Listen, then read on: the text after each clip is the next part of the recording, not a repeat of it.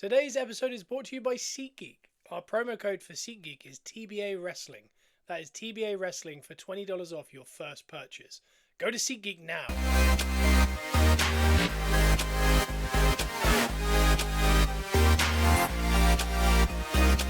Welcome to Gunners Are Us, where we are positively Arsenal. And that we are. I feel like we are. I think we are now. We're getting there. I think we are now. I feel better. We'll see. Well, this is the Gunners Are Us podcast. We bring you this every single Wednesday on iTunes and Spotify. Give us a 5-star review, let your friends know. Whoa. And we go live on TikTok at 10 a.m. GMT on Gunners Are Us Pod. We are there now. We're there. We've got Victoria Cordia Crescent in there. We've got Sharon in there. Yee! As people just joining now, we had a little issue with the comments right before we went live. But hey, We're there. here we are. We're there. We're finally there. It's Wednesday. You know what that means.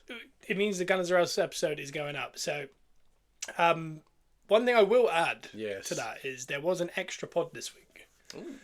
Bruno and myself did get together and do a Man United Arsenal preview / how's it hammering, does he like it, that kind of stuff. You liked it. It's good because we bring in Bruno. Obviously, he's a Man United fan. You got to do it in person?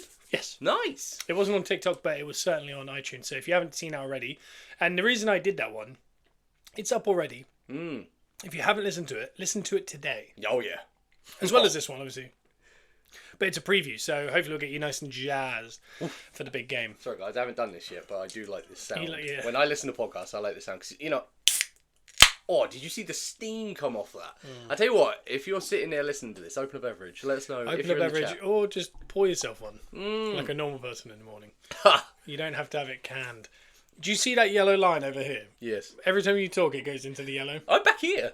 I know, that's why I keep pulling the mic away from you. I'm just lad. Anyway, today we're going to get to all sorts of things because the Premier League Prediction League has 18 games to go through. It's a big so that might be a ram through at the end there. Yeah. Before that, we got a few things to talk about. Obviously, on the Man United one, I spoke about, in passing, I spoke about the West Ham game. Not much else has happened. There is talk of a new sporting director, but it looks like it won't be till the summer anyway. Which, does that worry you for January? Yeah. That we might know. Oh, you good? What's going on? Oh, it's early boys. Early boys. We had a late night on Whatnot last night. Whoa. Selling the boxes. And if you haven't checked us out on Whatnot, Peppercorn Sports Cards. Peppercorn Sports Cards. Underneath this, on iTunes and Spotify, you'll see there's a link that you can get £10 to spend on whatever you want and whatnot. We've got so many cards. That's exactly what it is. And by the way, that stream was really quick. We just decided to stay up for 3 hours afterwards. We got to check out Monday Night Raw, and then you got to decompress a little bit. You got to find a rat in your kitchen. I tell you what, that was a long day. I was up for about 21 hours yesterday. Yeah, I feel like I was, but I wasn't. It's here again. Oh, tired boy. Oh, come here. Is that monster working? I need to drink it. Have you not had any yet? No, no, not really, just a sip.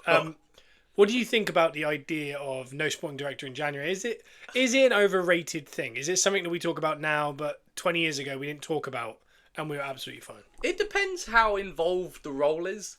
Because, I mean, if we've got a setup of... it's kind of when you think about government. Well, I don't like where this is going. I'm not going to get political. But, you know, in government, you've got the one guy at the top, like the Prime Minister or the President, depending on where you're listening or whatever country you're in.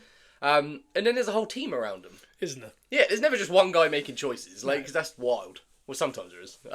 Well, yeah, this is the problem. Yeah, but they've always got a team around them. So I'm going to guess, even though we've lost our sporting director, there is a little team, I would have thought, around Edu at the time that is also helping make these choices. We just haven't got the focal point, the guy, you know, the one that stands out in the cold at night on transfer window deadline day. I'm hoping, I'm guessing there is, because you wouldn't just let your sporting director leave without some kind of backup in the office. So I'm sure there's an office of people. So I would have thought, by the way it looks, it's going to be a quiet January.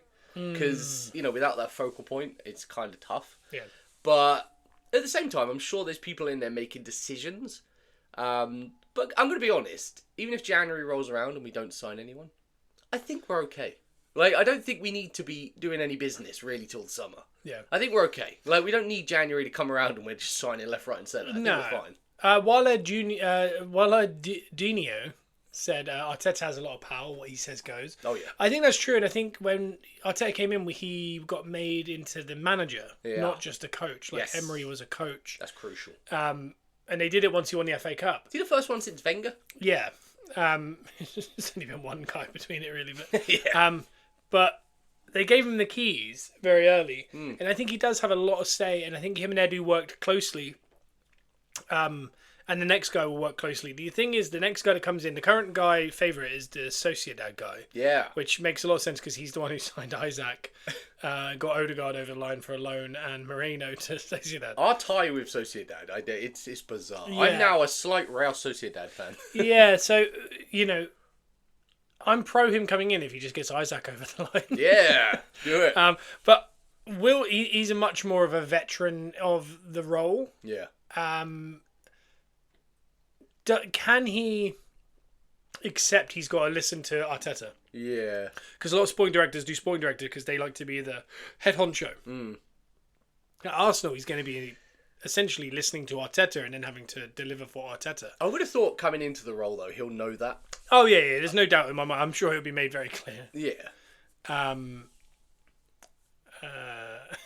So I want to read that comment. It was about RVP. From Kai, no. Hope you're both well. We're very well. Hopefully we'll slap down United again today. Oh, yeah. It's a big Wednesday. This is one of the bigger Wednesdays we've done for a bit. Oh, yeah, definitely. And I was talking to you. Oh, my God. Sleepy boy. You're not getting enough oxygen, are you? I don't know what's going on. Is that what it is? I can't stop the yawn. That's the problem. I'll just stop the podcast. Or if you're listening to this at night, then you're ready for bed. You're now very tired. Yeah, I'm hoping that's not contagious what I'm doing there. I tell you, we've got to prove something, because I haven't yawned since you've yawned like 3 or 4 times. I'm suppressing a yawn right now. Are you? Yeah. Let it out. No, because I can't talk. Let it go. No, oh, damn, I was going to try and think of that Let It Go by Wenger. Oh! I haven't heard that in a That's minute. Cesc. Yeah, that's good. And I only recently realised that was James McNicholas. Was it? That was one of his early viral videos. Yeah. Oh, he's doing some good stuff on Instagram at the minute. Yeah, he is. Check out Gunner Blog. It's very fun.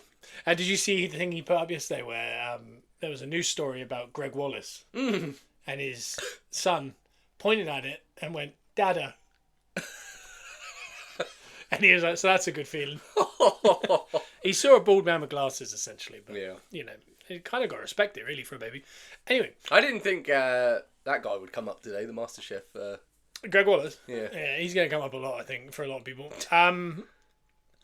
We need a clinical finisher from Kai. Yeah. That is the thing, and I think Isaac is that guy. Couldn't this guy be, obviously you don't bring in a whole technical director just to make sure this one guy gets done. Oh, well, and maybe.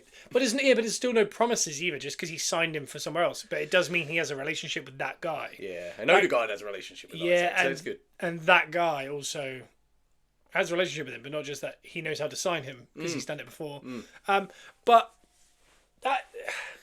Again, you can't look short-sighted because, there could be better forwards out there than Isaac. Yeah. And what we want is that technical director to come in and not go, I signed that guy once, he's really good, let's do it. Yeah. We want him to come in and go, I've got a pool of guys that I think are world-class. Yeah. And he should add to the whole situation, not be kind of... like when managers like this talk, like I was talking to Bruno and he was like, Amarin's going to bring in Gyökeres in January, in the summer, and I was like, he literally just said he's not going to bring any sporting players, and he was like, in January, and I was like, no, he's not going to pillage his old team. You don't want to do because that's old. That's what Ten Hag literally did his whole career. You don't want him to do that. No, it doesn't work either. It doesn't work. It's like Nico Cranshaw and Harry Redknapp. He went everywhere with him. If you were a manager, let's play a little game. Sorry, off topic. Well, it's not off topic, but No, I'm it's happy with slightly it. off. If you were a manager, let's say of any team, what would be your player of all time that you would take everywhere with you? Realistically, In the current world, in the current world, any player. Messi. Messi. No, but be realistic. What's a player you would lean on in a position, a certain player? I've definitely developed that feeling for Havertz this year. Yeah, that's a good one. Because 2 years ago, we bought him whenever it was, 2 years ago. Or a year and a half ago. And I said, I don't know what he does, but apparently he's kind of like an out-of-form forward, but supposed to be playing midfield. Over time, we've kind of realised he's not a midfielder either, because when Odegaard was out, we didn't feel overly chuffed with him. Yeah. He wasn't bad by any means. He did everything. Yeah. And he seems to slip into every role you want him. Yeah. But now I just think he's very good at football, but I still fully don't understand. I think his best position is up front with very good wingers, because he can bring them in. But I don't know, something about him. I don't know if it's just the way he is as a human, a personality, the way how hard he goes in football. The fact he doesn't get injury, touch wood, doesn't get injuries, He's which like will a come good, back to what good Kai- soldier as well. Good soldier. Yeah, exactly. Sorry. Football Daily said John Barnes. John Barnes. I love that's that. fair. That's fair. I think photography by Jason has said Odegaard. I'm going to guess that's to relation to what we just said. And Kai said a player you can lean on, someone who's fit at least. Yeah, and that's what I mean by Havertz is he just seems like someone who's going to play 90 minutes every game. He's going to play left 8, right 8, left back in some cases, up front, wherever you need him, and he'll move throughout a game. Like this week, I know there was that viral bit of when Sterling came on in the Champions League a couple months ago. Yeah. And him losing his losing his temper badly. Yeah. At the fact that Sterling pulled out of a tackle. Yeah. And this was Kai Havertz, 90 minutes into a game, he started and had played in about 4 different positions. Yeah. And he couldn't understand it. And this week I was watching one, and I can't remember who came on. I think it might have been Sterling. And Odegaard, he had gone from up front to now doing the Odegaard role of pushing the press. Yeah. And when he turned around, he was so annoyed that the players that had just come on weren't doing the press. Yeah. And I think in his head, it's the idea of he's like, I play up front. Yeah. I know how Odegaard runs that position. Yeah. So if you're coming on at right wing, Yeah. you should know how Saka presses. Yeah, you should mimic You should that. know how the team is supposed to press. You shouldn't just be doing your own thing. You've got to slot right in and find that tempo. Havertz is remembering 3 or 4 different places he has to play. Yeah. You only have to remember one. Yeah. And you need to get that right. And you could see him just losing his temper. And we were up 5-2 at this point. Yeah. But he was annoyed at the way in which the press was going. But you got to understand that. Like, if you relate that to, like, us guys, all of us, we're not footballers, technically, we're not. But, in a workplace, if you're, like, pulling your weight left, right and centre, and then you see someone not pulling their weight, it does annoy you. Yeah. Because you can't do all of it. Yeah. Who are you talking about, Joe? Let it out. No, I mean, at work, because not everyone's the same. Like, some people want to clock in and clock out. I understand that. And not everyone's got that work ethic. I mean, we're 5 tall players when we're at work. Like, We're 5 tall players. We're 5 tall players at work. We'll try and do a bit of everything as fast and, like, efficiently as we can. But then, you see someone kind of swanning about, like, on their phone, holding a coffee. They look like they're not really... I realise that sounds like me. I want to come back to something. Football Daily just said, do you realise there's Man United fans out there that believe they can win the league? And that is terrifying, isn't it? Because we don't think we can win the league. No. Who's the player you'd rely on? I've always been a big goalkeeper guy. Like, first name on the team sheet, I'm a big fan of goalkeepers. I always, let's relate this to FIFA Manager mode. I like a solid goalkeeper that I can make captain.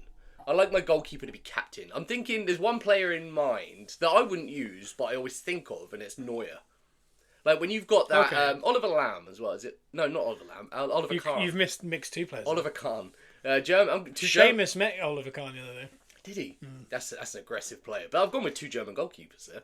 But they seem to breed these goalkeepers that lead from the back. So I'm a big fan of goalkeepers that lead from the back. And because of that, even as an Arsenal fan, this is going to sound controversial, I think Emi Martinez is that guy. Yeah, I don't like where you're going with this. Because I think I'd use Emi Martinez. Like, if I had Emi Martinez as my goalkeeper, I would try and take him everywhere. He went 2-0 down this week and then claimed he had a bad finger and went off. I like... like that? Goalkeepers... That's what you want to rely on. No, I don't want that. But goalkeepers are nuts. Like, I'm a big goalkeeper union guy. Like, I back the goalkeepers because they are crazy. Yeah.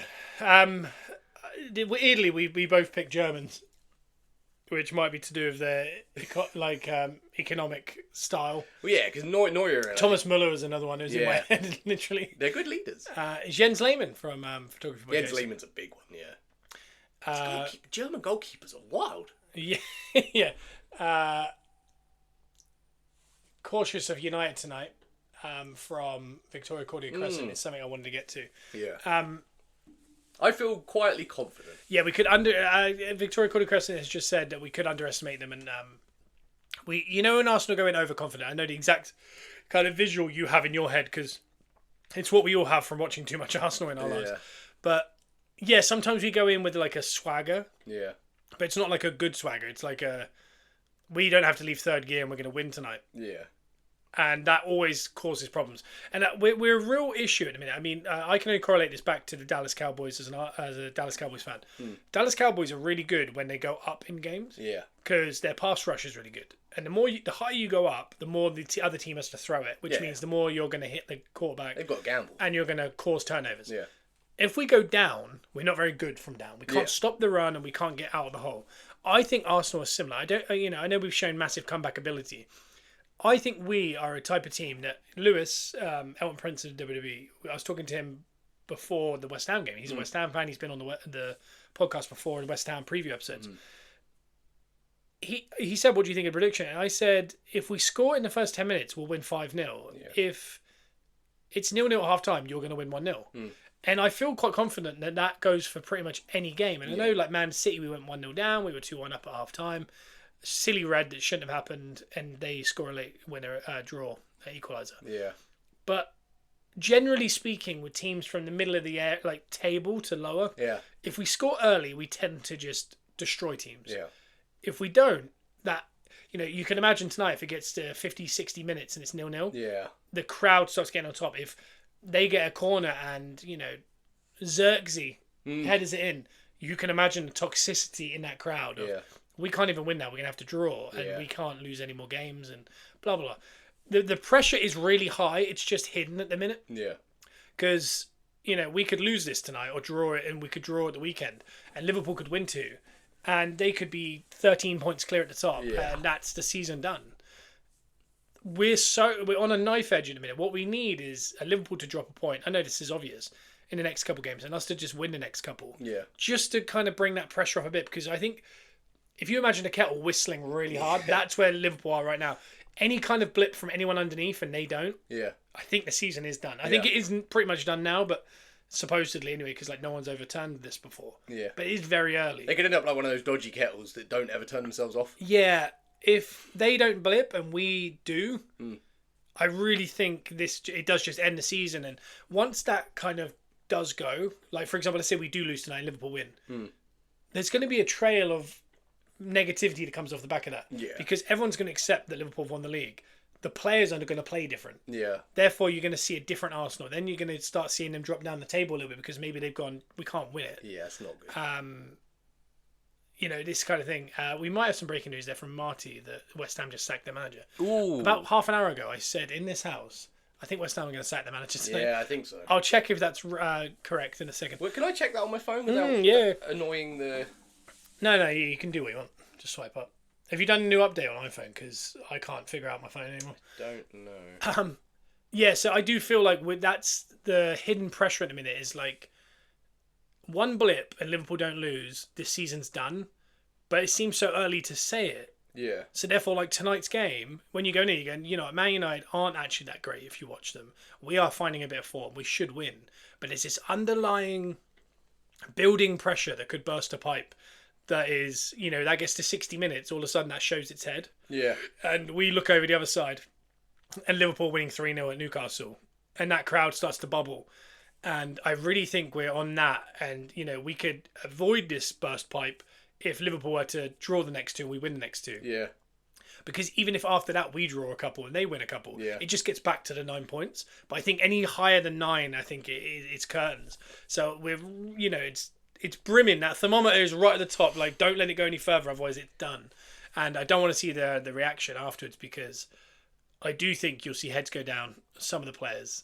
And I'm not sure. I can't find any official word that Lopetegui has been sacked.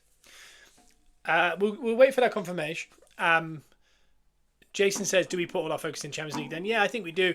Again, we got a quarterfinal of the Carabao Cup this time next week. Yeah. There's good things happening, but there could be an adverse reaction of naturally we would think, let's just jump over and let's concentrate on the Champions League. Let's win a cup or something. Yeah. But I think sometimes, the idea of how Liverpool would, challenge City, then drop off. Challenge City. We've challenged 2 years running. This will be a third year. It takes its toll. Yeah, it takes a massive toll. And I think sometimes there is a mental drop-off when, the carrot they're chasing, which, they're all running on red, I'm sure, after the last few years. I think that if that carrot disappears, they all start to look around and go, why are we running this hard? Yeah. Because, you start questioning, then you get, rifts in the camp. Obviously, we're not going to guarantee win the league, but I do think we're at a sliding doors moment. Yeah. And I think this week is a big sliding doors because we have 2 winnable games, but also any other time in the year, if we played Man United at home or Fulham away, I'd be worried. We haven't beaten Fulham away for a couple of years. Do you know what I mean? So, I don't know. And I think with their games, they've got a Merseyside derby. It's the last one at Goodison. They've got an away game to Newcastle. It looks like Isaac might be fit. Yeah. if they go through them unscathed, Yeah. and again, they're very winnable games for them, but They are, also yeah. they can be tricky. Same as ours. Ours are winnable, but can be tricky. Yeah. If one side does drop points here, I think it will tell a lot. If they just breeze through them, Yeah. and we do drop points, not only does that points go beyond the 9, I think we also go, they're not stopping. Yeah. And I think that does have a mental effect. It's a really weird psychological balance. And again, or the pressure goes completely off and we just float through the rest of the season just banging everyone because we're like, we can't win the league. But then by proxy, Liverpool do get a little pressure, drop off at the end, and it does get them tight. That could be the plus to it. Because, I mean, we got, as Arsenal fans, like I'm talking to Arsenal fans here, like if we've got, it's a weird term, but a PTSD to what we usually do. And the Man United game, Fulham game in the past is one of those games that's tricky. But I feel quietly confident. I feel pretty good that this current Arsenal team, even though we have been our own downfall a couple times, I think they have the ability. There's a slight roboticness now to Arsenal. Like they do, they're starting to find, what is it you said, the rhythm. No, the what's the thing that the players do with rotations? The rotations are definitely back They're to back, where they were. and when we do those, we tend to figure it out pretty quickly. Sorry, Victoria Coda Crescent said, I still have PTSD. And no, it's really hard because I think people genuinely believe Arsenal fans are like, we're delusional conspiracy theorists. But I think if you speak to real Arsenal fans, we're all just super pessimistic, worried that it's all going to fall apart. Yeah. And people are like, oh, look at Arsenal fans getting cocky. Like, no, maybe AFTV is. Yeah. Real Arsenal fans are just like terrified it's going to end. Yeah. at any point. Yeah. And even though we are actually very good now, like we're still like, oh, it's probably just a blip. It's like it's a 3-year blip. Like technically in the Premier League, if we're going by recent seasons, we're the second best team in the league after City. Yeah, Which dare I means- say, this might be a heavy statement. I think we're the best team in the league this year. This year, yeah, we are. I think in the 12 games, a quarter of those games we played a half without a player, which all 3 of them weren't red cards. And now we're beyond it. We can all stand on business, can't we? And we can all agree, Yeah. outside the fire, even if you're not an Arsenal fan, none of them are red cards, were They're they? not, no. They're not. Like, in the moment, everyone was like, nah, they'll give them. They haven't, and they've stopped. And even after all that, we're still hanging in there. Yeah, and we've played horrible away games. We've done all these games. We've had, a laundry list of injuries. Again, people say, oh, that's not an excuse. Yes, it is. Yeah. Man City have had Rodri out, and they can't deal with it. Yeah, they're not, like we said before, it's not excuses, it's facts. Yeah. Like, you can't... And to win the league, you need a lot of things to go your way. And for Liverpool, they've had lovely fixtures. They've had injuries, but not as many. They haven't had the bad luck yet. They haven't had, that bad luck. I mean, but again, I will say, 2 years ago, Arsenal had the best vibes about them in the world. Yeah. And we had an unassailable lead. Yeah. And we were winning every game 3-2. Every game you thought, and everyone was going, it's their year. Yeah. It turned out it wasn't. We were just unsustainable. Yeah. And I got a feeling Liverpool aren't as sustainable as we think they are. No. But they might also have enough of a lead that they could just hold everyone else off. Wait, I think... Because I don't think, by the way, I don't think Liverpool are going to hit 99 points, which is what they're on par to get. Yeah. I don't. I think they're going to get 85 kind of area. Yeah. They're not a super team. I don't think they're a super team, but they might have enough of a lead to just keep us hands distance from, not just Arsenal, by the way, Chelsea maybe. Yeah, Chelsea's the one that we need to keep an eye on because Chelsea are finally finding that potential and they have a good team, good manager, they're figuring it out. That's the team I think we should be more worried about at this point because it is early days. Yeah, it's weird as well because like when you think of the Leicester year, Arsenal came second, but it was Tottenham's year, wasn't it? Yeah, they dropped off. Sometimes the team does appear in these weird years, and with Liverpool doing this, like I said earlier about Arsenal kind of dropping off, I wonder if Chelsea are at the end of the season we go, oh, Liverpool won by February, but Chelsea came second. Yeah, that's the one. Because Man City and Arsenal, once they realised the league was over, they went and concentrated somewhere else. Yeah. Pablo Chacon says, are Arsenal at the target now? No, I don't think we are, but like I just described it, it's a boiling point. Yeah. This week, the next 14 days, you could say up until Christmas, but this week feels like an interesting because I think both teams, Liverpool and Arsenal, have winnable games. Yeah. But very winnable games, but also can be trip ups. And I think someone's going to show themselves to what they really are. Yeah. And what will be, because it could be us. And we go, do you know what, this is Liverpool's year? Or it could be them and we go, the pressure's already hit them. Yeah. So I don't know, but I think time will tell. I'm not starting a prediction. I just want to check something. Because I think Chelsea have a couple awkward ones as well. Yeah.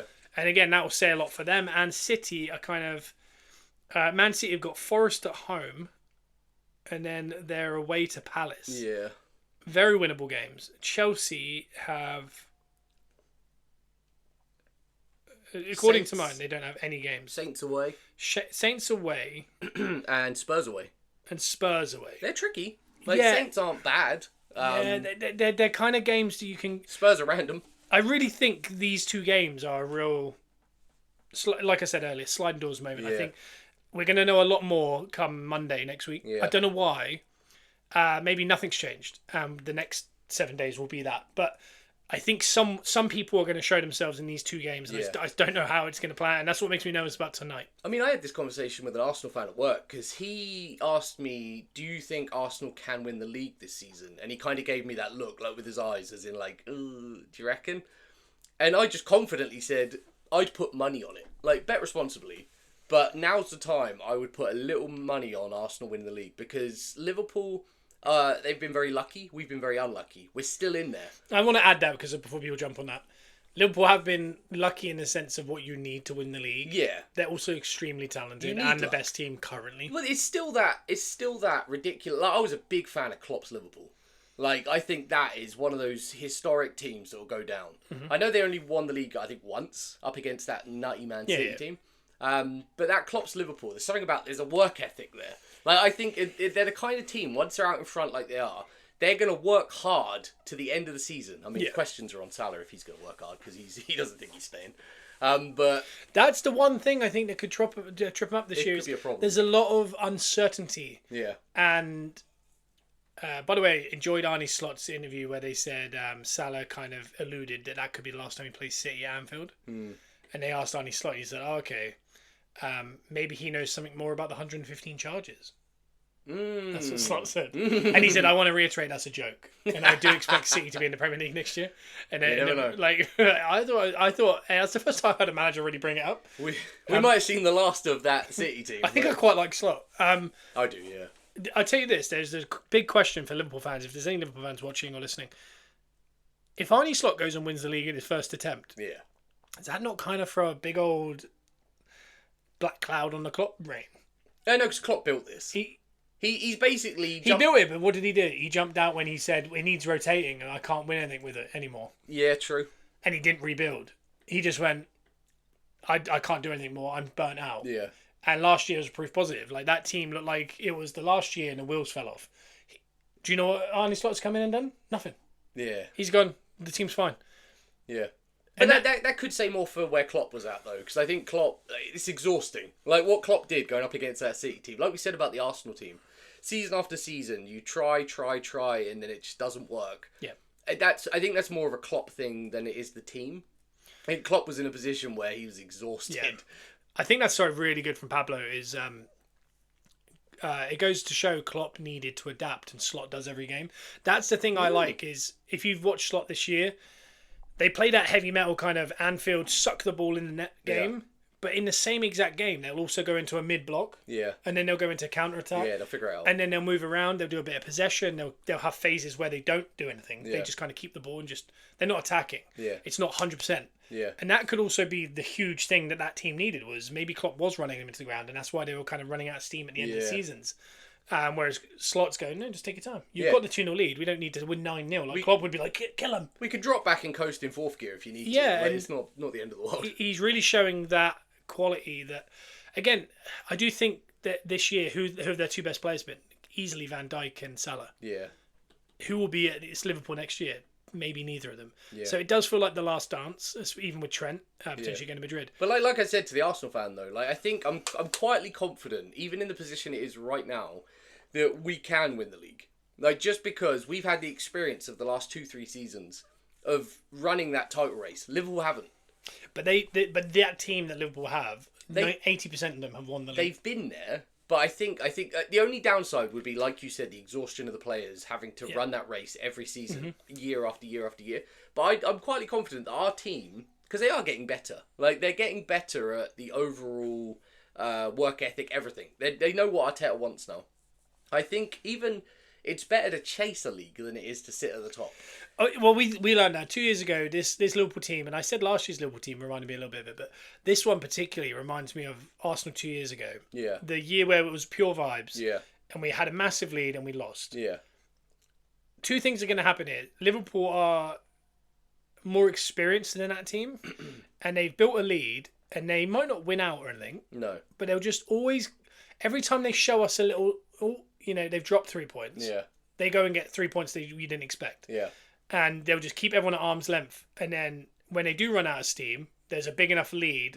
Imagine a marathon runner who starts to walk at the end and people start catching up, but he's built such a lead, he can just walk over the line. Yeah. They're either going to do that because of the experience, or they're going to do what Arsenal did, and they're going to crack under the pressure, because that's why I think this week and other things is so important, because the earlier you hit that pressure, because guess what? They draw tonight, or they lose to Newcastle, and then they draw against Everton, and we win both. We'll gain up 4 points on them. Yeah. 5 point lead is not, that's fine. That's just normal. And at this point in the year, if you were 5 points off the lead, you'd be happy. Yeah. If you were 5 points off the lead in April, you'd be happy. Yeah. In case you kind of slip up. Yeah.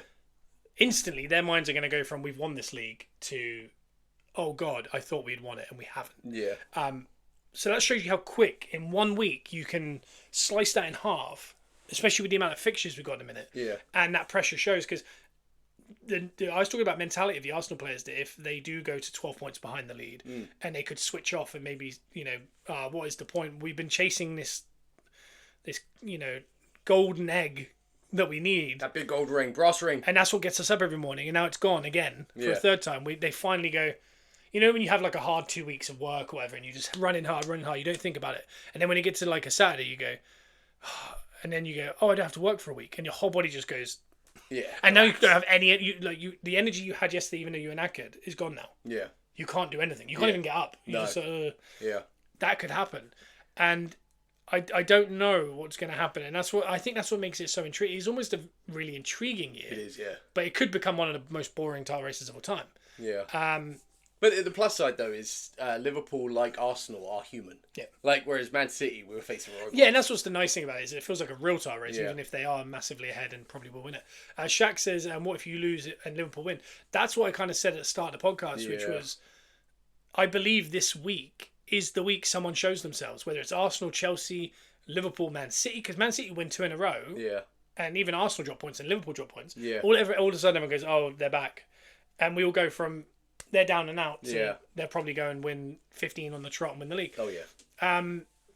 So, yeah, I do think I really believe the top 6 all have winnable games that can be tricky. Yeah. Someone's going to show themselves. Yeah. And that's the kind of, for me, I think that's the most exciting way to build up this weekend's worth of fixtures and tonight's fixtures is someone's going to show themselves. I just don't know who. This is a turning point for sure. It's a massive turning point, and I think it's going to... But if you are going to have a cheeky little bet on someone winning the league at this point, I'd say I'd put a little money on Arsenal. That's for me. I'm not saying you should. I'd do a little one on Chelsea. Winning the league? Yeah. Because I think you're getting good odds on that. And, throw a little pound on that or something, and you could get a little comeback at the end of the season. You never know. I think this is a good time to take those long shots. I think with everyone seeing Liverpool running away at this point, and with teams like Arsenal and Chelsea lingering beneath them, I think now's the time. Now's the time, because we're going to learn a lot in the next 2 games on how the rest of the season's going to shape up, I think.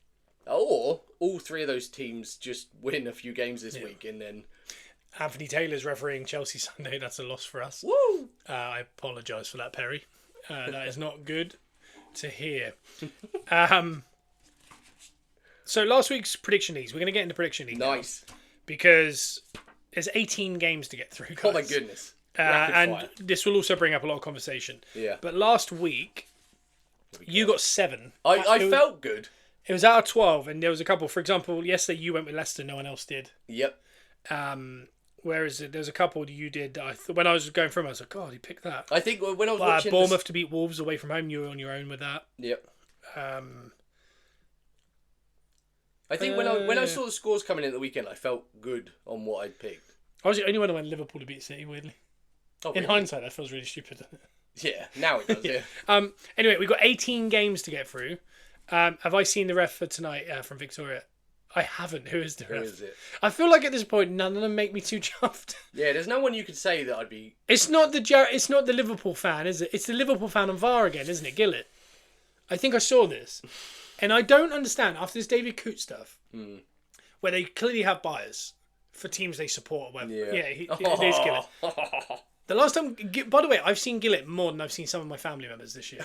There's no reason... Yeah, he's a Liverpool fan. He's not allowed to ref Liverpool games, but he's allowed to ref Arsenal, Man United, which are probably two teams he hates. Yeah. Which is fine, because if he equally hates them, then he'll be equally as bad. But the problem is, one is in a title race with his team, and he knows that if he somehow Arsenal lose tonight and Liverpool win, that's probably the season for Liverpool. And he could then carry on reffing normally after this. Who's making these choices? He could have a proper go on us tonight. Why don't they... When referees are fans of the top teams... Yeah, sorry, Perry just said, is he actually... Yes, he's a known Liverpool fan because he's not allowed to ref Liverpool games. Jared Gillett is not allowed to ref Liverpool games. But keep him away from the top half of the league. He's refed... I think this is his 5th game he's either refed or VAR'd or something for Arsenal this season. This is game 13, I believe. Nuts. He's the one that sent Saliba off, and then in the following games where the exact same thing happened, he didn't. Yeah. There's a lot of very worrying stuff that's happened this year, including kicking the ball away. That again, we're the only team that seem to deal with that. Shaq says the ref be shouting United. He could be. And again, time will tell. We might just win it 2-0 and the ref doesn't see anything, but we won't talk about that. And that's the thing we got to remember is sometimes. I'll say this next week on the pod. If there's no VAR tonight, you kind of need something to happen to kind of show its face. Yeah. Because again, if the game is just one of these games where there's no real big decisions, we won't notice it. But if there's some decisions that we all know is like that's not a penalty, and then he gives a penalty to United or something, or if he doesn't, I want to make sure I come on this podcast and say that Liverpool fan ref that perfectly. I want to hear that because we do forget it. We all remember the negative, and we don't like the positive. And I found. In psychology, there's a reason why people do that. You know how someone reads 100 comments and 99 are good, one is bad. Yeah. You remember the bad one? Yeah. For example, we remember all the bad reffing decisions. We don't remember the times where like there was a close call in a game and we ended up on the benefit. Yeah. We never remember those ones. No, we don't. Because we go, oh yeah, we got away with that, cool. And then you forget it. We do focus Whereas there's ones that ruin games for us and you remember it forever. Yeah. There's a reason why our brain does that. And it goes back to like very long, like 200 years. This is bro science, but it's actually the truth in there is real scientific. How I'm saying it is not correct. 200, 300, 400 years ago. You know how like horses, will eat certain shrubs but won't eat others because they just sense. Yeah. Apparently that's what humans have. So for example, there'll be these like leaves that are really good for us, but there's berries that will kill you. Yeah. Apparently they'll eat loads of different types of leaves because they forget which one is the positive one. Yeah. So therefore they just kind of have an array, but they don't think about it. Whereas the berry they avoid. And the reason they do that is they know that's the one that kills them. Yeah. So they remember that berry. They don't remember the leaves because they know they're fine. You're focusing on what you don't want. You focus on the thing that could kill you, basically. Yeah. And Jared Gillett could kill us. That makes sense. Can you remember helping Forest out? I do, and that is also what ruined our title hopes. And hopefully Forest can do that to Liverpool this year. That'd be nice. So this week. Oh my god! Forest already have technically kind of helped a little bit. They have. They beat Anfield. Yeah, it's very true. We got 18 games. Can we go back to that cough you just did as well? Yeah, it's a lot. I apologize. I'm not yawning though. No, stop. Jason here. Let's carry on with this conversation. We have a survival instinct, and we remember the negative to stay away from. That's exactly what it is. Heck yeah. It's exactly true. We're wired to look out for danger. Yeah, we are. And that is why we remember the one negative comment. For example, you guys are all so lovely and you gift us stuff every single week. Yeah. And I remember it all, kind of. But there's always one guy in there who says, are you two a couple? And that sticks with me. We're brothers. And for example, last week, and it's not very nice, guys. One of you said, did the one on the left eat the one on the right's meals growing up? And that was really sad because last week I literally ate a meatball off his plate. He offered me one. So there's truth to it, and that's what's hurt me more. So don't say it. Anyway. How are you getting that winter bulk? This is a really nice question from Paul. I'm just going to do this before we really need to crack on these 18 games. In your opinion, what's the best goal scored at the Emirates by an opposing team? Ooh. Ooh.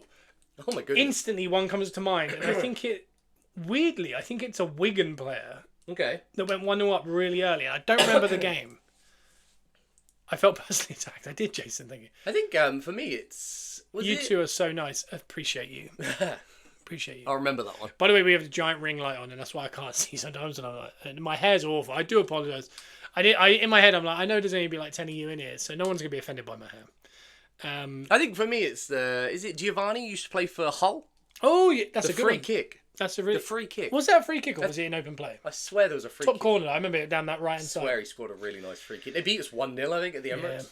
Yeah. Victoria Cordia says Bentley scored from the halfway line for Tottenham. Oh, yeah, wow. that's one. JD said Giovanni long range strike for Hull. Maybe that's what I'm thinking of. That is the one. That's the one I'm thinking Who of. did you say? I said Giovanni. Yeah. Long range. Yeah. Well, I thought it was a free kick. I couldn't remember from JD. It wasn't a free kick. I won 2-1. So much more information there. I appreciate that. Thank you. Thank you, Paul. Thank you. If anyone remembers the one I'm trying to know about, I remember we went 1-0 down to Wigan at the Emirates. But he smashed it in from like distance. And I can't remember who the goalie was. I can't remember much about it. So unless that triggers someone, I don't think we're getting what I'm talking about. But it was like who was the guy who played for Wigan? It was almost like Casado, Basuma type player. I've got this name in my head and I can't figure it out. Palacios is in my head, but it's not Palacios. Didn't it begin with a ch? That is really hard to remember. Isn't he the same player that handed in his notice on the last day of the Emirates or something? Maybe. He gave a note to the manager. There was a guy, he just banged it in. I feel like Almunia was our goalie, but I Yeah. can't remember if that stacks up in any way. But I think we went on to win the game. Yeah. But yeah, he just top-binned it, like in the Emirates. It was probably like halfway between the halfway line and the 18-yard box. Yeah. Anyway, that might come to me by the end of the show. The first game we got here is Saints versus Chelsea. I've been very impressed with Saints. Yeah.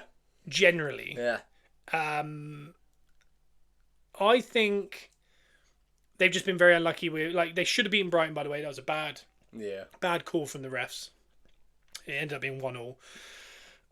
I keep saying it, but they went to Arsenal, they went to Man City, and they lost by 1. Yeah. And deserved more from both of them. Nearly had Liverpool as well. They're at home to Liverpool. They should have won that. They were 2-1 up. They should have had a penalty. Yeah. And that would have made it 3-1 potentially. Instead, they go and just throw away a couple goals. Because that seems to be their issue. They just give people goals. Yeah. Naivety. Yeah. I was really impressed with them against Liverpool. I don't know if they can do... I think Chelsea might have too much attacking. So... If I'm siding with how I feel Chelsea are going to take this season on, I'm going to have to go Chelsea in that one. Okay. Jake, do you mind getting the WhatsApp? The Super Money WhatsApp? Oh, yeah. Because yesterday Simon sent his predictions and it'd be nice to... Oh, yeah. Where are we at? Figueroa. That might be right, JD. That sounds familiar. But I remember it just went top bins from such a distance and everyone, we were just like so dejected. But I think we did go on to win. Yeah. That's the one. Oh, is that Simon's? Yeah. He's gone Chelsea. Okay. You can just leave it there if you want. We'll just keep touching it. The next game is Man City versus Forest. I think Forest, their away form is unbelievable. Yeah. I think it has to be City. It's an anomaly that they haven't won in 7 and they lost 5 in a row, whatever it was. Yeah. Surely that team like that cannot actually just keep losing or keep drawing. If this is a draw, I mean, they are really in a weird way. Well, that was my thinking last week when I backed City to win. So I'm going to have to go the opposite. I'm probably wrong this week, but I'm going to go... who have they got? Forest at home. Oh, I think Forest are winning that. I'm going to have to go there. Last week I made the mistake of not backing Liverpool against City, so... Yeah. Albeit I'll probably be the wrong way around this time. Well, that's the problem, isn't it? Sometimes it's hard to kind of tell. 3-0 from Shockham. I'm going to go... Sorry, the next game is Newcastle-Liverpool. Ooh. So this is Isaac. I'm going to go early. I'm going to say it's a draw. I just desperately need them to drop points. That's I'm what going to have to throw some positive vibes on that and go Newcastle. I might be taking a risk here, but I'm going to have to back Newcastle. Yeah? Yeah, just out of hope alone.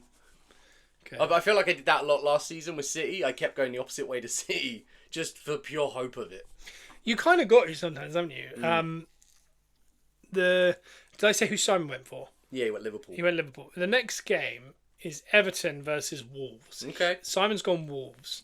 What do you think, Joe? I always go Wolves because I really like Wolves a lot. I'm going to go Wolves. Yeah? I think Wolves have got that one. Okay. Where are you going? I'm sorry, I was just writing down Simon's. I said from the start, I really like Wolves. I think they had a horrible fixture list. Yeah. They got out of that fixture list. They won a couple on the bounce. But then this week was a weird one because they were at home to Bournemouth. Yeah. And they got thrashed. And I Yeah. mean, they gave away 3 penalties.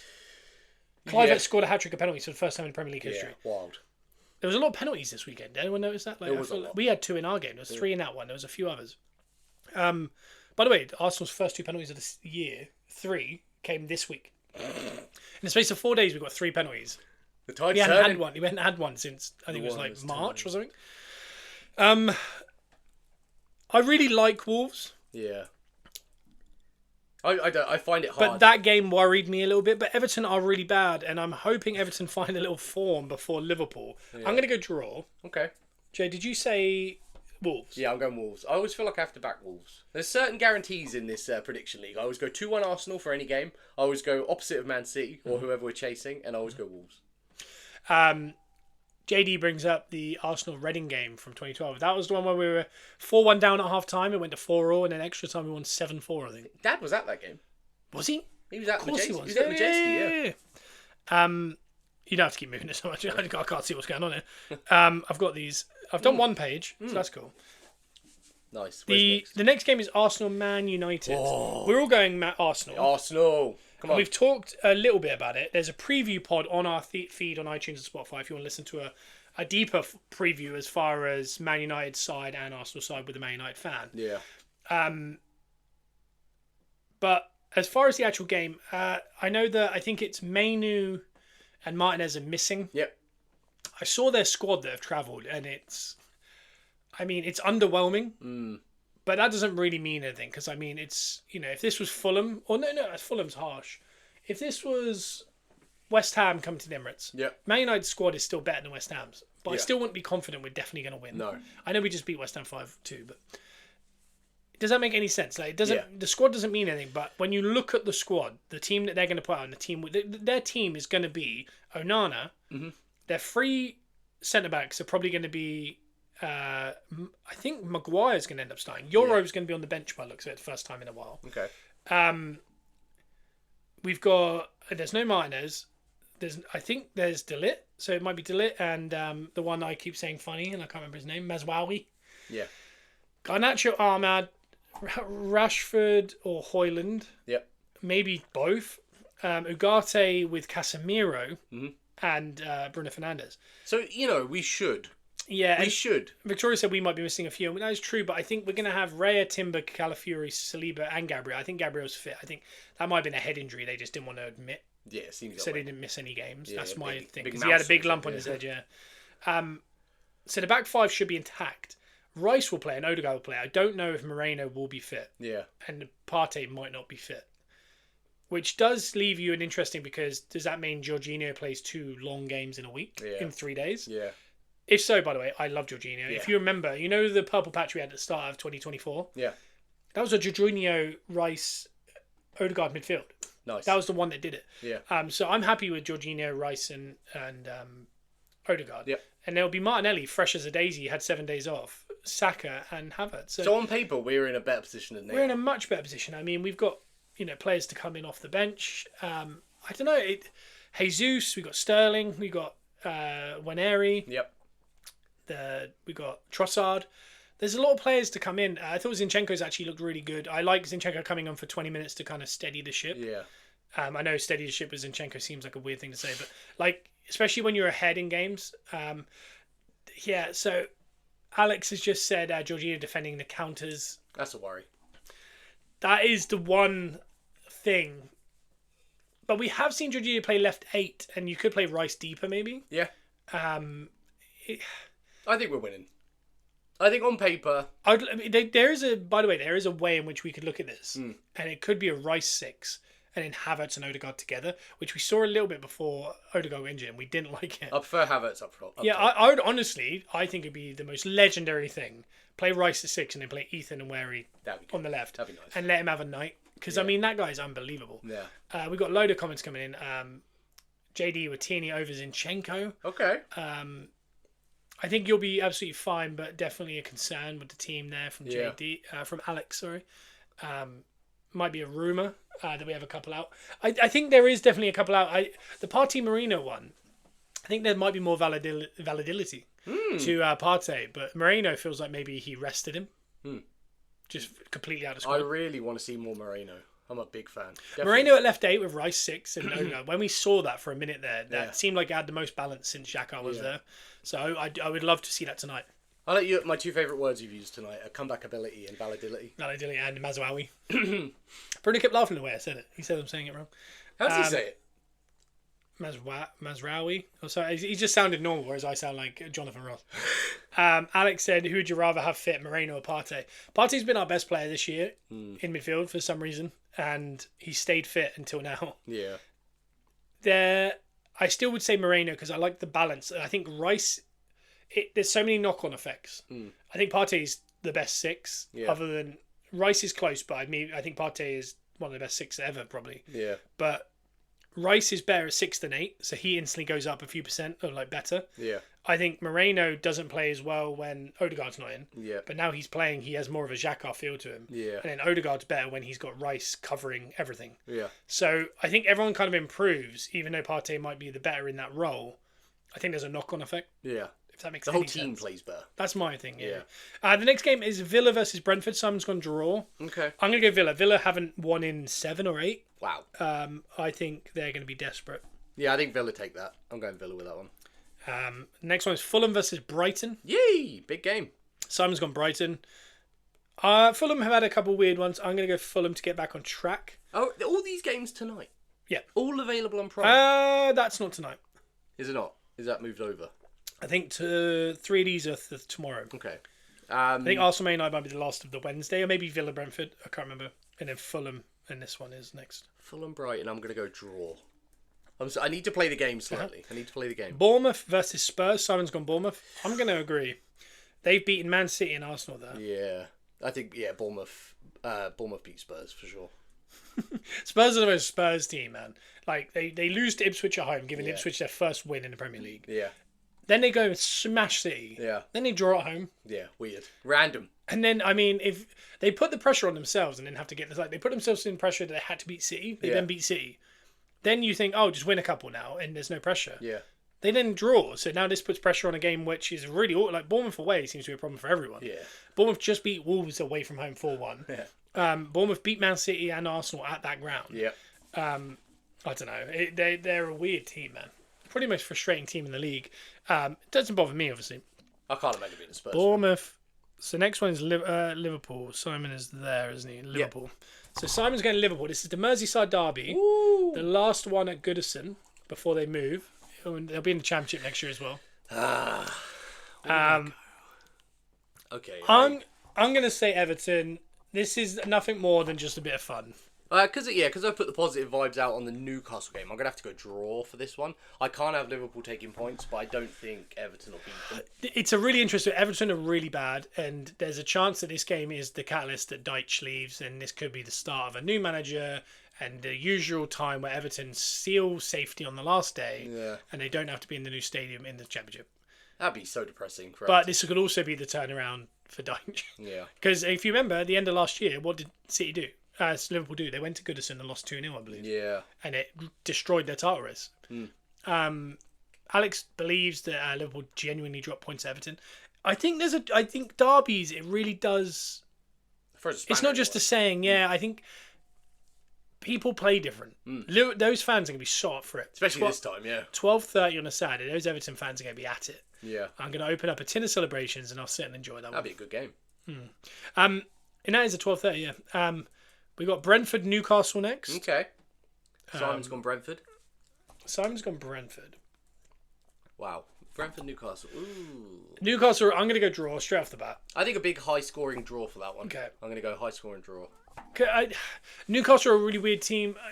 If they lose to Liverpool, I think they go and beat Brentford. Yeah. But Brentford is becoming one of the worst places to go play. It's hard. So for Newcastle, if you imagine, by the way, Eddie Howe is definitely on the block. Yeah. He drew this week. Late. By the way, that game he drew with Everton, Palace. Yeah. Palace XG was they should have won that game 3-0. Yeah. Newcastle were up 1-0 up until 94 minutes, and then they concede. The week before, they got schooled at home by West Ham 2-0. Yeah. So this is not a good informed Newcastle. Weird spot. And I mean, if they go and lose tonight to Liverpool, which is very likely, and then they go to Brentford and lose, I think Eddie Howe's out of a job at the weekend. Yeah. It's time for them to make a shift. And I think Potter has been waiting around for a long, long time in case this job or West Ham job came up. And I think both of them are going to come up this week. Newcastle's an exciting job if you're a manager. I think if Potter screams West Ham, I think he'd do really well. He probably already lives there because of the Chelsea time. Yeah. An underachieving big team is ideal for Potter. Yeah. I think Newcastle is it's going to become a poison chalice. Eddie Howe's done really well with it. I think the next manager of Newcastle will be Jose Mourinho. That is my genuine opinion. Yeah, I'd like to see I think it'd be hilarious if they went and got Ten Hag. Do I think City will get top 4? Yes. They have enough. Sophie, hello. Hello, Sophie. She's in. So we done Brentford there. Villa Saints. Simon's gone Villa. Villa Saints. Yeah, I'm going to go the same. I think this is Villa's week. Yeah, what was the last I think one? this could be I was saying earlier that everyone's got winnable games but potentially trip-ups. Yeah. I think Villa have got home to Brentford. Brentford aren't great away from home. And then they're at home to Saints. Yeah. This could be the week where they get 6 out of 6. And they go, by the way, they're like 13th, 12th in the league. That's wild. They've They dropped. need to pull it back. But if they win those two and other teams drop up, they'll probably be 5th. Yeah. So, I think that sounds right. like, for example, Arsenal, by the way, are closer to 15th spot than we are the top. And we're 2nd. So it shows you a lot what's going on here. It's all going to shake out over Christmas. It's good to see you, Sophie. I know it's been a month? Hello. We've got a puzzle piece coming up. When I do this with Simon, he gets it first time, and I struggle. I've done it first time. Joe, where are you going? Villa Saints? I think Villa. I think Villa are going to have a big week. Okay. We've got Palace versus Man City. Oh. Palace are not finding form, but they're drawing. Yeah. So last night, did they draw, did we say? No, they beat Ipswich, having scored Newcastle, but scored late. Yeah. But Tommy make it a draw. By the way, Oliver Glasner, the manager, ran the length of the field and got in the crowd with the players, and he was in the celebrations when they scored the late one. And I said while watching Match Today out loud, because I'm crazy. Were you on your own? Yeah. If Arteta does that, he gets a 5-match ban. And I say that because it's happened. It has happened. And they say he needs to calm down. Why is he doing that? It's just a draw. It went back to the studio and I said, you dare bring this up. And right at the end they go, and here's Oliver Glasner in the crowd. Look. And they go, it's great to see. And I went, you nasty pieces of work. Double standard. It is. Arteta, do you remember when Arteta ran out 10 yards and then ran back like, oh God? Yeah. Because he was going to run down the touchline. He shouldn't be that nervous. And then he got banned. He shouldn't be nervous. He got banned for attempting it. Celebrate. Every manager should be allowed to be involved in every celebration, in my opinion. Each game is a week's worth of hard work, and if it works, then it works. Klopp a couple of times ran directly onto the field and towards players, and no ban. Everyone went, "Oh, I love it." Yeah. I can't stand the double standards. No. Palace versus City. I'm going to go Palace. Oh. I think Mateta is going to prove why he's going to be at Arsenal next year. I'm going to go draw. Okay. I had City losing against Forest, so I can't go them losing again. Simon City, yeah? Simon is City, yeah. He's backed City twice, sir. He just does it because he assumes. Yeah. Man United, West Ham. Sorry, that's a completely different team. It's Man United versus Nottingham Forest. Man U Forest. Simon's gone United. With Amarin, I think I'm going to have to join him. That would be 2 losses for Forest this week, which would probably definitely put them back into the mix of where they thought they'd be at this point. Yeah. I mean, they'll still be like 8th or 9th if they lose 2 this week. I mean, I seem to have been very confident with Forest this week. I've gone Forest to beat City in the first game.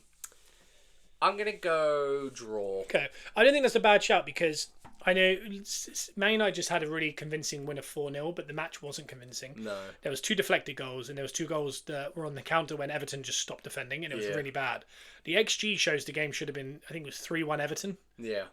Even Amarin in his interview said, against Ipswich we were poor and we deserved a draw. And he said, at Bodo Glimt we deserved more than what we got, which was a 3-2 win. Yeah. They were just unlucky. And he said, and then today Everton deserved more than what they got. Yeah. And then he said, a storm is coming and we're going to get found out. Yeah. And I want you to be prepared for that because we need to figure it out. Yeah. And it's interesting he says that the day before he plays Arsenal.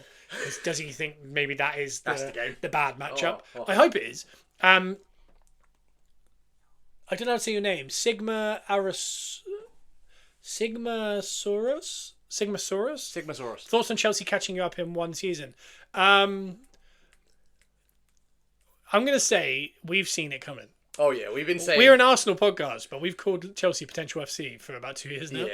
And we've been overly confident on them. Yeah. And we think they should have been challenging last year. Yeah. They're living up to the pen. So we're kind of about people to come out with. Because for whatever reason, we believe Chelsea are really good. And we have done for a while. Living up to the potential FC now. And I've been saying Nicholas Jackson's world class. Yeah. So I might be the wrong guys. Do we like Martinelli? That's a very good question. Because I'm not sure anymore. I love Martinelli.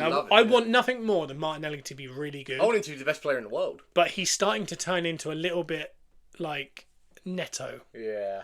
But if he was less goals.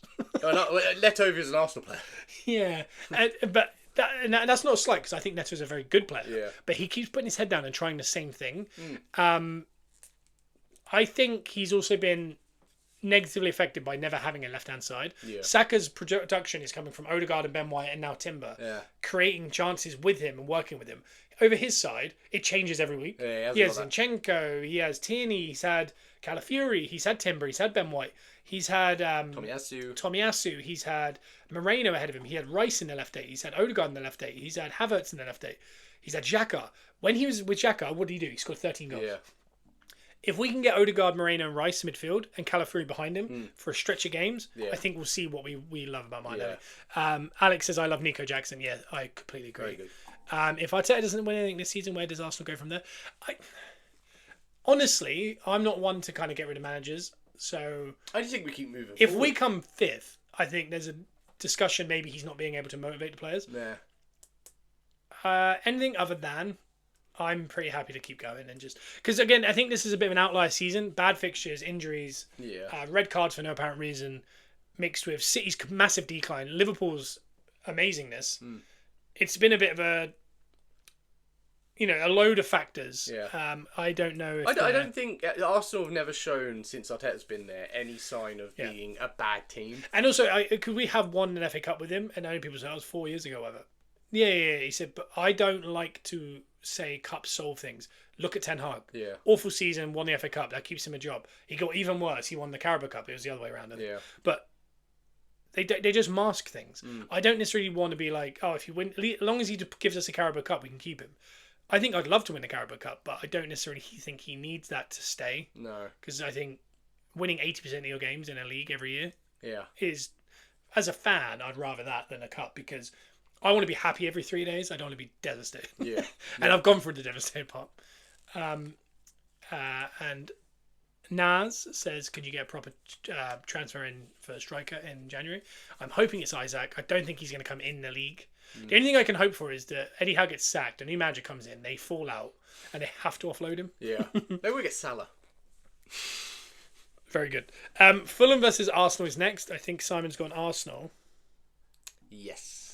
I assume we all are. Arsenal, come on. So, guys, if you're new to the show, we go Arsenal every single week. We don't really think about it, but that seems like a real trip up. Positive vibes. Fulham away, and also, by the way, their team is our team. Yeah. It's Hale End FC. Yeah. It just seems a bit, I don't know. Sorry, Sigmasaurus. That's how I'm going to say it. In the time since you won the FA Cup, Chelsea have completed Europe, I think, yeah. We've got a ring light on, so I can't see very well. And the world. And had 2 bad seasons. Very true. Yeah. That's good for you.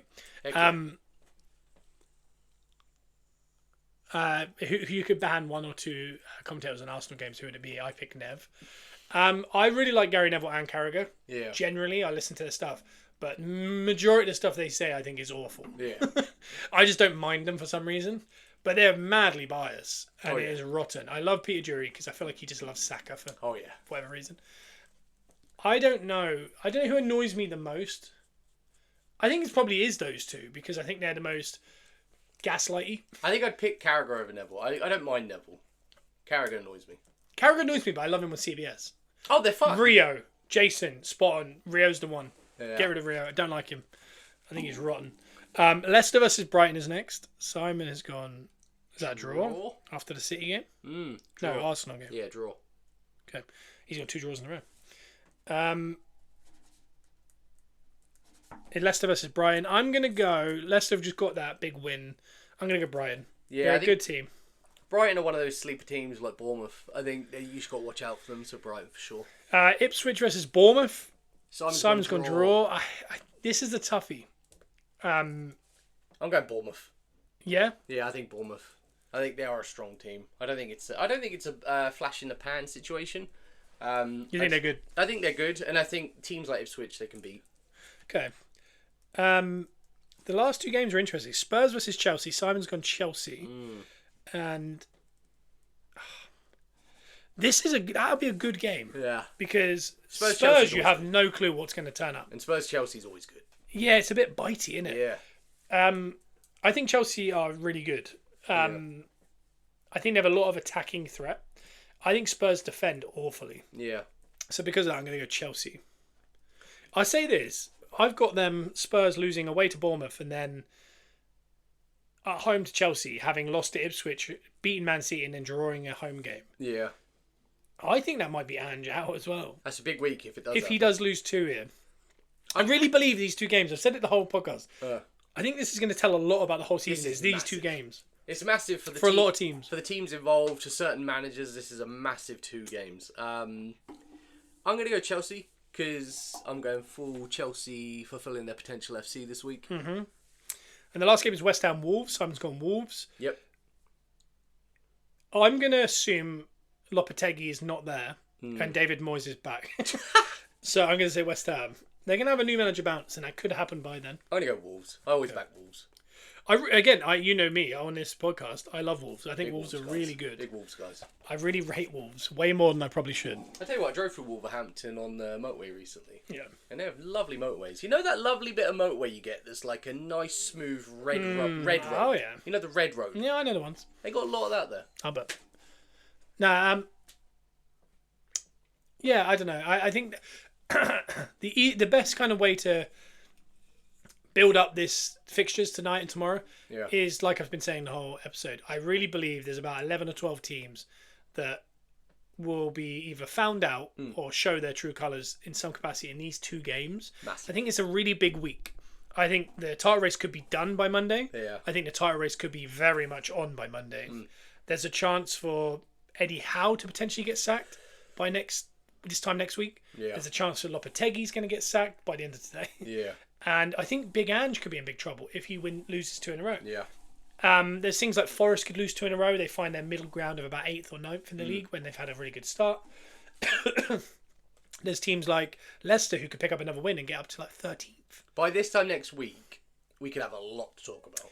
And the other one is Sean Dyche could also get sacked. So yeah, by this time next week, so much could have changed, but so much could have stayed the same. It could. Yeah. But I really feel there's an energy to these 2 games that is going to probably signify what we're doing. I always say I don't really take seriously the title or the table until Christmas Day. I look at it on Christmas Day and I go, that's really kind of how it's starting to shape out. Yeah, because we got some overachieving teams, some underachieving teams. There's a lot that's going to happen between now and let's say January, February time. We've got a lot to look forward to. I'm very excited. How about you? Yeah. I actually really like this Down to Earth podcast from Sigamasaurus. Thank you very much. I appreciate it. Well, that's the thing, is we like to say we're positively Arsenal, but we're positively football. So we kind of like every team except Spurs. We've even done an episode where we talked about how fun Ange was. Yeah. But, I mean, deep down I hated it. But, I mean, that's the only real team. I kind of like everyone else. And also, it's just true. You know what I mean? I like to believe, and this is why I talk about injuries and stuff, is there's no excuses, there's reasons. Yeah. So, like, if a decision's bad and it goes for, like, for example, when Odegaard handballed it against Liverpool last year, I didn't come on the podcast and go, that wasn't a handball. Because I think that's crazy that people are like that. That's nuts. It's like, it's clear. Those people shouldn't have microphones. Yeah. It's like when people say, like, oh, Saka limps. It's like, because he keeps getting kicked. Yeah. If I was like, I watch Salah get kicked every week. I don't go, no, it doesn't. It's just weird. Like, we all have eyes. We all see it. Yeah. Unless you don't have eyes and you listen to football, obviously, it's different. Yeah. But that's even more crucial that people with microphones say the right things. Because if we're telling you something, it comes as fact then. Well, this is it. So make sure you're... oh, my God. I've struggled with coughing and yawning during this podcast. I don't know what's going on. I'm tired. Anyway, That's been the podcast. Hell yeah. We've delivered 2 podcasts. Again, there is a preview pod that is on the channel right now. If you're not done with us, go and listen to that because we talk more about the Arsenal Man United game. You can listen to that the hour going into it if you want. I'm not there though. Joe's not in it. It's a Man United fan, believe it or not, which is crazy. But we'll be back next Wednesday. Gunners Are Us pod on TikTok. Yeah. We do 10 a.m. starts GMT. Make sure you get there. We like to get all your comments in. Hopefully you guys have enjoyed it in TikTok. And the guys that listen on the podcast, iTunes and Spotify, go to the bottom and give us a 5-star review. Yeah. Really helps all the algorithms. And helps us get more listeners, get things out there. And then, hey, we can grow. But until then, enjoy this sliding doors week. It's going to be wild. I'm looking forward to it. And I'm excited to get back. We might even have to throw in a pod. If all hell breaks loose, Monday I might be straight on the mic. Woo! But we'll see. But and then, until then, have a good day. Bye. Goodbye.